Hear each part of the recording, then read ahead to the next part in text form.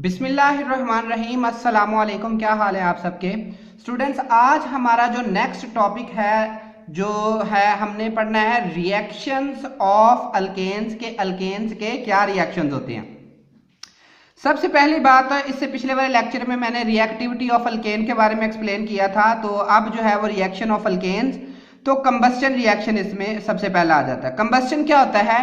Burning of alkane in presence of oxygen is called combustion, यानी कि oxygen की मौजूदगी में अल्केन्स का बर्न होना, जलना, इसको हम क्या कह देते होते हैं कि it is a combustion reaction.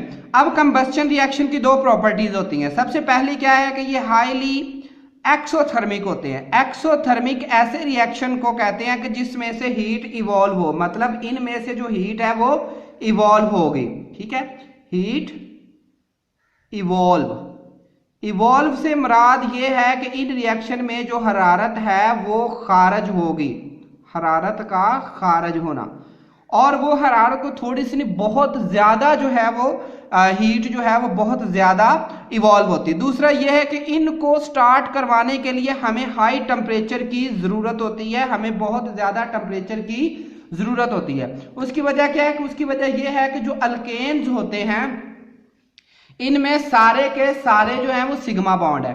अब सिग्मा बॉन्ड को समझने के लिए यूं समझ लें कि सिग्मा बॉन्ड इस तरह से होते हैं, मजबूती से जो है वो एटमों ने बॉन्ड बनाए होते हैं और एक दूसरे को सिग्मा बॉन्ड जो है वो इस तरह मजबूती से जो है वो होता है दो एटम्स के दरमियान, तो इसलिए हमें बहुत ज्यादा एनर्जी की जरूरत होती है इनको तोड़ने के लिए।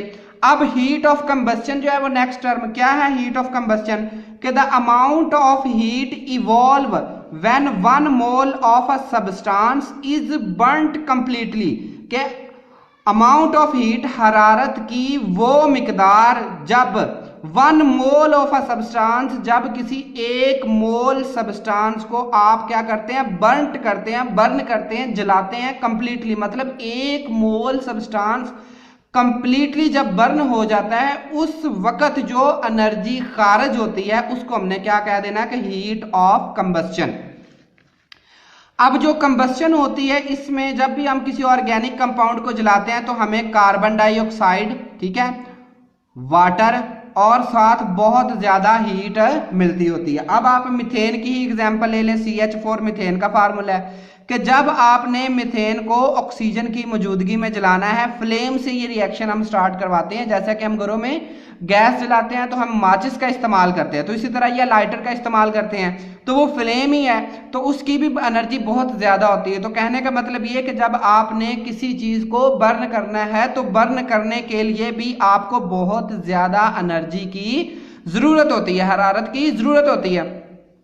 तो यहां पर आपने क्या किया? मीथेन लिया, इसको ऑक्सीजन की मौजूदगी में जलाया, तो हमारे पास कार्बन डाइऑक्साइड, साथ वाटर और साथ 891 किलो जूल पर मोल एनर्जी खारिज हुई। यानी कि अगर हम 1 मोल मीथेन को जलाते हैं तो हमें 891 किलो जूल पर मोल एनर्जी हासिल होगी। दूसरा रिएक्शन इसका है कंबस्टन वाला, वो है इनकम्प्लीट कंबस्टन। अब इनकम्प्लीट कंबस्टन और इधर हम देखें तो कंप्लीट कंबस्टन। अब जो इनकम्प्लीट कंबस्टन है वो ऑक्सीजन की लिमिटेड सप्लाई में होना है, मतलब ये कि अगर हम ऑक्सीजन की जो सप्लाई है वो लिमिटेड रखें, कम रखें। तो अब जो इनकम्प्लीट कंबस्टन से हमें मिलते हैं वो एक तो मिलता है हमें जो है वो कार्बन मोनोऑक्साइड, दूसरा हमें मिलता है कार्बन ब्लैक। अब ये जो कार्बन ब्लैक है ये प्रिंटर की जो इंक्स होती हैं उनमें इस्तेमाल होता है। तो इसकी इक्वेशन कुछ इस तरह बनेगी कि आपने मीथेन लेना है, ऑक्सीजन जो है ये लिमिटेड सप्लाई में है। क्या है ये? Limited supply. ऑक्सीजन की जो सप्लाई है वो आपने लिमिटेड रखनी है, मतलब कि बिल्कुल कम, थोड़ा थोड़ा करके आपने ऑक्सीजन देनी। तो हमारे पास कार्बन मोनोऑक्साइड, साथ वाटर, और ये जो है ये क्या है? कार्बन है ब्लैक। तो हमारे पास ये वाले जो हैं वो प्रोडक्ट बनेंगे। तो ये तो हो गए इनके कंबस्टन रिएक्शन। अब आगे आ जाता है कैटालिटिक ऑक्सीडेशन। अब कैटालिटिक ऑक्सीडेशन क्या है? ऑक्सीडेशन से मुराद ये होता है कि किसी कंपाउंड में ऑक्सीजन को ऐड करना या हाइड्रोजन को रिमूव करना, इन दोनों में से कोई एक काम होता है। ऑक्सीडेशन में क्या होता है? एक या तो हो सकता है ऐड ऑक्सीजन, ऑक्सीजन को ऐड करो, या फिर और रिमूव हाइड्रोजन। अब इन दोनों में से अगर आप एक भी शर्त कंप्लीट करते हैं, यानी कि या तो ऑक्सीजन ऐड कर रहे हैं और या फिर आप हाइड्रोजन रिमूव कर रहे हैं, तो इसको आपने क्या कह देना है, ऑक्सीडेशन। कैटालिटिक ऑक्सीडेशन से मुराद ये है कि ये हमने कैटालिस्ट की मौजूदगी में रिएक्शन करना है। तो ये हमारे पास मीथेन है, इसका मैंने ये ओपन स्ट्रक्चर लिखा है CH4। अब ये जो ऑक्सीजन है, ये वाली ऑक्सीजन यहां पर इस बॉन्ड पर अटैक करती है। अब ये नहीं कि ये सिर्फ यहां पे करेगी, यहां भी कर सकती है, यहां भी और यहां भी, लेकिन मैंने कहा चलो यहां पे हमने अटैचमेंट करवा दी। क्या होगा कि इस ऑक्सीजन ने ये वाला बॉन्ड तोड़ दिया। अब आपने एक चीज ध्यान में रखनी है कि ऑक्सीजन बनाती है 2 बॉन्ड, हाइड्रोजन बनाती है 1 बॉन्ड, कार्बन ने बनाने होते हैं 4 बॉन्ड। तो जब ऑक्सीजन इधर अटैच होता है तो कार्बन के ये 3 तो बॉन्ड बने हुए हैं, तो चौथा कार्बन का ऑक्सीजन के साथ बन जाता है। लेकिन ऑक्सीजन कितने बॉन्ड बना के स्टेबल होती है, 2।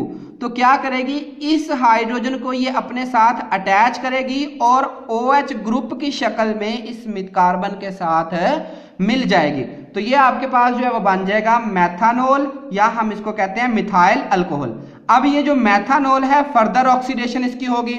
अब इसमें कंडीशन देख ले क्या है, 400 डिग्री सेंटीग्रेड टेम्परेचर रख रहे हैं हम, 200 एटमॉस्फेरिक प्रेशर रख रहे हैं, और साथ हम एक कॉपर जो है, ये कैटालिस्ट है। कॉपर हमने क्या लिया है, कैटालिस्ट के तौर पर, ठीक है। इसी तरह अब ये रिएक्शन मजीद अगर हम करवाना चाहते हैं, मतलब यहां पर आप आकर रुक भी सकते हैं, लेकिन अगर आप मजीद ऑक्सीडेशन करवाते हैं, कंडीशन ना बदलें, फिर ऑक्सीजन दे दें। अब इस टाइम क्या होगा कि यहां पर ये जो ऑक्सीजन है, ये दोबारा इस कार्बन पर अटैक करेगी। जब इस कार्बन पर अटैक करेगी तो एक H और एक OH, ये दोनों जो है वो आपस में कंबाइन होंगे। कंबाइन होने के बाद ये बना देंगे H2O, और H2O मॉलिक्यूल इवॉल्व हो जाएगा। अब देखें, कार्बन यहाँ पे 2 बॉन्ड इसके सलामत है, इस हाइड्रोजन के साथ और इस हाइड्रोजन के साथ, लेकिन बॉन्ड कौन सा टूटा है, एक इधर से और एक इधर से। तो यूं ऑक्सीजन यहां पर आकर डबल बॉन्ड बनाकर इस कंपाउंड को हम कहते हैं फॉर्मेल्डिहाइड, या हम इसको जो है वो कह सकते हैं मेथानॉल। तो यहां पर क्या हुआ है कि हमने हाइड्रोजन और हाइड्रोक्सिल ग्रुप जो है वो निकाला है। तो देखिए ऑक्सीडेशन हो गया। अब मजीद आप ऑक्सीडाइज करना चाहते हैं इसको, तो फिर आप ऑक्सीजन ऐड करें। इस बार ऑक्सीजन जो है वो फिर इस बॉन्ड पे अटैक करेगा, जैसा इधर पहले स्टेप में हुआ है, सेम यहां पर ऑक्सीजन इस कार्बन के इस बॉन्ड के साथ जो है वो कार्बन के इस हाइड्रोजन को यहां से हटाकर अपने साथ अटैच करवा के बना लेता है OH, और जो OH होता है वो यहां पर मिलकर ये बना देता है फॉर्मिक एसिड।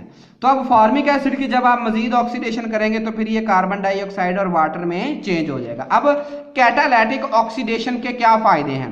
सबसे पहले तो इसमें बहुत सारे यूजफुल प्रोडक्ट हम हासिल करते हैं, जैसा कि अब हमने देखे ना कि हमने क्या क्या हासिल किया, मेथानॉल, फॉर्मेल्डिहाइड, फॉर्मिक एसिड, ये 3 कंपाउंड हमने हासिल कर लिए।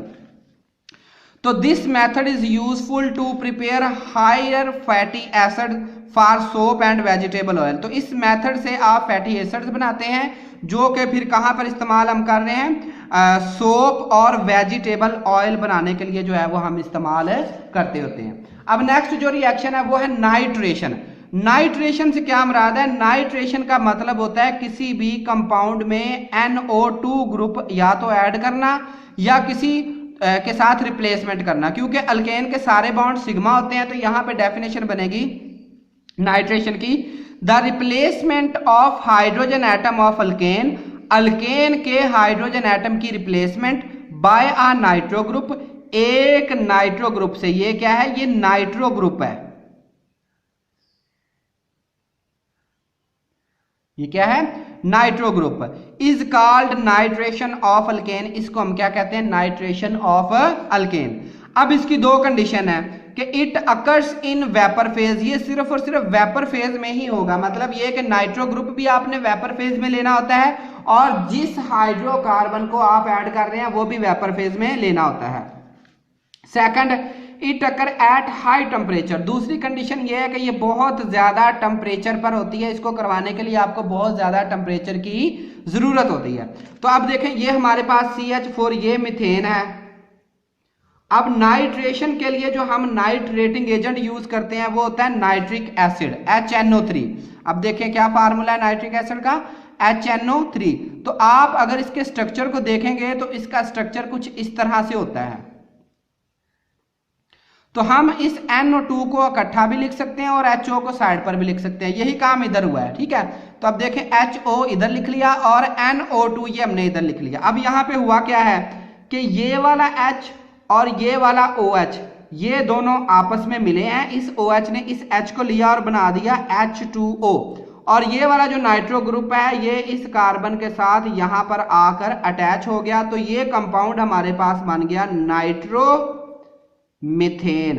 तो यूं इस तरह से जो है वो हम किसी कंपाउंड की जो है वो नाइट्रेशन करते हैं। तो nitro alkanes are used as solvent, fuel and in organic synthesis, यानी कि ऑर्गेनिक कंपाउंड बनाने के लिए जो है वो हम सॉल्वेंट के तौर पर भी जो है वो नाइट्रोमीथेन यानी कि नाइट्रोइथेन, इसी तरह जो भी हम नाइट्रो अल्केन बनाते हैं तो ये यहाँ पे हमारे यूज होते हैं। तो होपफुली आपको ये लेक्चर अच्छा लगा होगा। अगर आपको ये लेक्चर पसंद आया हो तो प्लीज सब्सक्राइब माई चैनल। शुक्रिया।